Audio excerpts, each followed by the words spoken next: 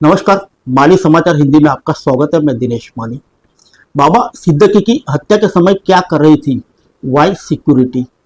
Security व्यवस्था पर भी गंभीर सवाल। आइए जानते हैं विस्तार से। बाबा सिद्दीकी को वाई कैटेगरी की सुरक्षा मिली हुई थी। उन्हें यह सिक्योरिटी करीब 15 दिन पहले ही मिली थी, जब उन्होंने यह शिकायत की थी कि उन्हें लगातार जान से मारने की धमकी दी जा रही है। लेकिन बाबा सिद्दीकी हत्याकांड के बाद अब तक इस सवाल का जवाब नहीं मिल पाया कि हत्या के समय उन्हें मिली वाई सिक्योरिटी क्या कर रही थी।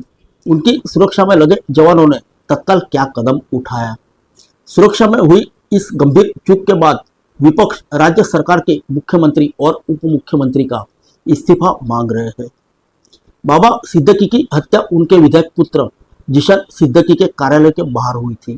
कहा जा रहा है कि बांद्रा ईस्ट का यह इलाका सिद्दीकी परिवार का गढ़ था और इसे उनके लिए सुरक्षित एरिया के रूप में देखा जाता था। जिशान के कार्यालय में भारी संख्या में उनके अपने करीबी ही मिलने के लिए आते थे और इस कारण जिशान सिद्दीकी के कार्यालय में लगातार काफी भीड़ रहा करती थी। अपने करीबियों के बीच सिद्दीकी परिवार स्वयं को भी इस इलाके में अपने लिए किसी तरह का खतरा नहीं देख रहा था। संभवित यही कारण रहा कि जिशान के कार्यालय के बाहर सुरक्षा को लेकर कुछ ढील रखी गई और इसी बीच हमलावरों ने अपने इरादे को अंजाम दे दिया। सूत्रों ने दावा किया कि हमला करने के लिए हमलावरों ने विजयदशमी का दिन खूब सोच समझकर चुना था। जिस समय बाबा सिद्दीकी पर हमला हुआ था उस समय आसपास के इलाके में बच्चे पटाखे चला रहे थे। विजयदशमी का दिन होने के कारण मुंबई के साथ साथ पूरे भारत में यह बहुत सामान्य घटना थी। लेकिन इन्हीं पटाखों के शोर में हमलावरों ने जिशन सिद्दीकी के कार्यालय से निकल रहे बाबा सिद्दीकी पर हमला कर दिया। जानकारी के अनुसार हमला होने के कुछ देर तक किसी को भी यह समझ में नहीं आया कि बाबा सिद्दीकी पर हमला हो चुका है। सबसे पहले उनकी गाड़ी के ड्राइवर को यह समझ में आया कि बाबा सिद्दीकी के ऊपर हमला हो चुका है। कार के शीशे पर जिस तरह से गोली चलाई गई थी उससे भी सबसे पहले ड्राइवर को ही हमले की बात समझ आई। लेकिन जब तक ड्राइवर बाबा सिद्दीकी की सुरक्षा के लिए कुछ कर पाता या कार को बचाकर किसी सुरक्षित इलाके में ले जा पाता, हमलावरों ने फिल्मी स्टाइल में भीड़ भाड़ का लाभ उठाते हुए उन पर 3 गोलियां दाग दी। आइए जानते हैं क्या कर रही थी सिक्योरिटी।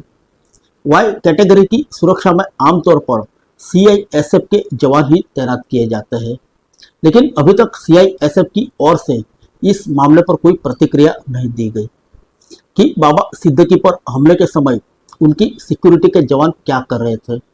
मुंबई पुलिस भी अभी इस पूरे मामले की तहकीकात कर रही है। माना जा रहा है कि सिक्योरिटी के मामले पर रविवार शाम तक मुंबई पुलिस का आधिकारिक पक्ष सामने आ सकता है। क्योंकि बाबा सिद्दीकी पर हमले की जिम्मेदारी लॉरेंस बिश्नोई गैंग ने ली है। अब पुलिस इस मामले की जांच में जुट गई है। इस मामले की जांच में 15 टीमों को लगाया गया है। यूपी एमपी से लेकर गुजरात तक टीमें बिश्नोई गैंग और इस हमले से तार जोड़ने में जुटी हुई है, क्योंकि बाबा का सबसे ज्यादा गहरा संबंध सलमान खान से बताया जाता है और लॉरेंस बिश्नोई पहले भी सलमान खान को धमकी दे चुका है। सलमान खान के घर की सुरक्षा बढ़ा दी गई है। आइए जानते हैं विपक्ष ने क्या सवाल उठाए।